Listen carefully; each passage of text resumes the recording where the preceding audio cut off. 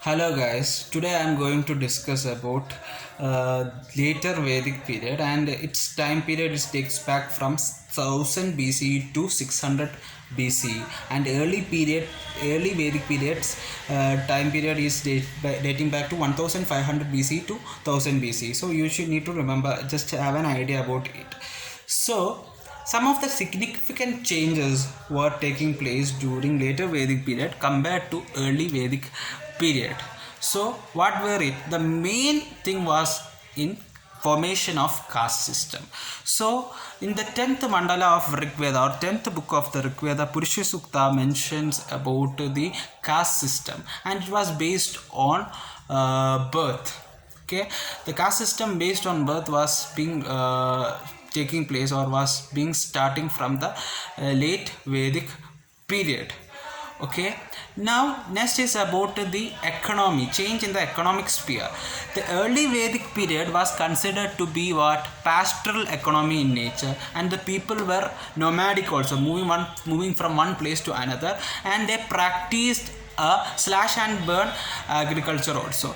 But while it comes to later Vedic period, it became more or less a mixed farming in the sense that along with the pastoral economy, people also had started settled agriculture. That is one important point I need to highlight here. Along with the pastoral economy, agriculture also started, and we can also say that iron was also being found during this period, but it was not extensively used in agriculture. Its use was only limited to war. Okay, that is also you need to understand. So a large scale farming practice was not seen during this later Vedic period, and the main crops which was cultivated during later Vedic period was wheat and rice. But in early Vedic period, java or barley was only cultivated. So that is also there is a significant change in the agricultural practice also. Then coming to the societal system, can say that caste system came into existence. So there were four castes or four varnas. At the topmost is the brahmanas, second is the kshatriyas, third is the third is the vaishyas, fourth is the shudras. So these upper three varnas were considered to be dujas. Okay, and the shudras must serve them, and these four castes have their own respective function. Brahmins need to be priests. Second, the kshatriyas need to be a warrior class and a ruling class. Third is vaishyas need to be engaged in trade, and fourth is shudras, they need to serve the other three caste. And the image, the idea of untouchability is not being seen during the later Vedic period. Then coming to the institution of marriage, the concept of gotra had emerged. I had earlier mentioned about a term called clan. Clan means a group of families which have a common ancestor. They are called vish. Okay, so that vish is also been, we can also call as gotra. So the term gotra became a very significant, that a person within the gotra cannot marry another person within the gotra. They need to marry a person outside of the gotra. So what we can say, that a gotra clan exogamy was being practiced, or gotra exogamy was being what encouraged. And caste endogamy, along with that, caste endogamy was also encouraged, but caste exogamy was not encouraged. Caste exogamy means that I can't marry any other outside of my caste. So that is what caste exogamy is all about. Caste exogamy was not allowed, but instead caste endogamy was allowed, and clan endogamy was not allowed. Clan exogamy was allowed. So that is, you need to understand the topic. Since the people had started to resort to settled agriculture, they started to settle in some places. So what happens is that the concept of Janapada, or the territory, has been came into use. Okay, territory.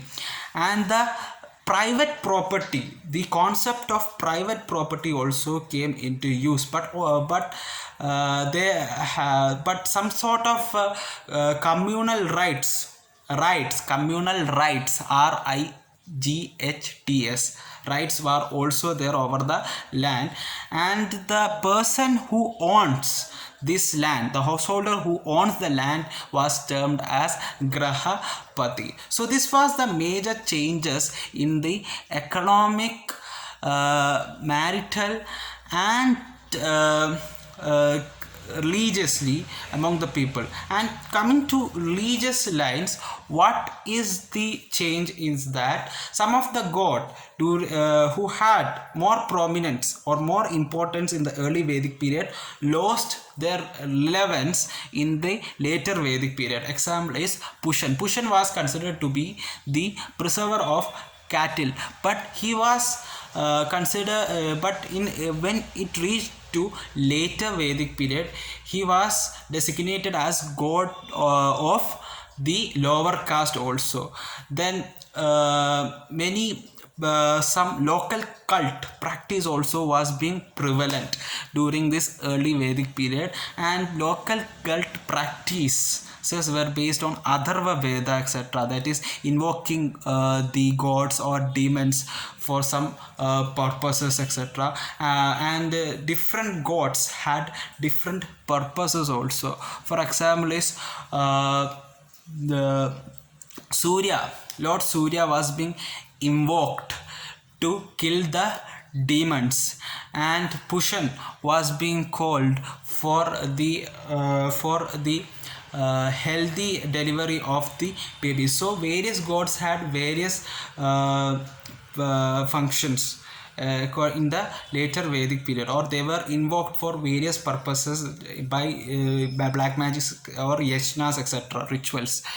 Now, as you know that the caste system, as I've told you before, that caste system was becoming prominent during this time. The Brahmanas had a very privileged position in the society, and to retain their privilege, what they have done is that make the rituals more complicated one, and they acted like a middleman between the god and between the people. And in order to get the legitimacy from the people, what had happened is that the Kshatriyas had given more prestations to the Brahmins while yajnas are being performed.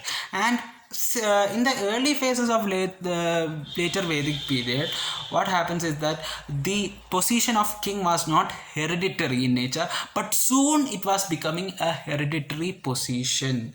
And to gain the legitimacy on the eyes of the people, the Rajasuya, the functions like Rajasuya, that is cremation, the coronation, and Vajapaya, that is making the royal chariot win over other chariot, also were being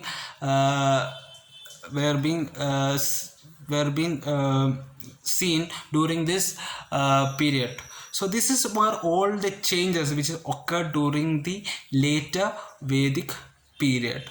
So this is all about the later Vedic period. I hope that you have enjoyed this section.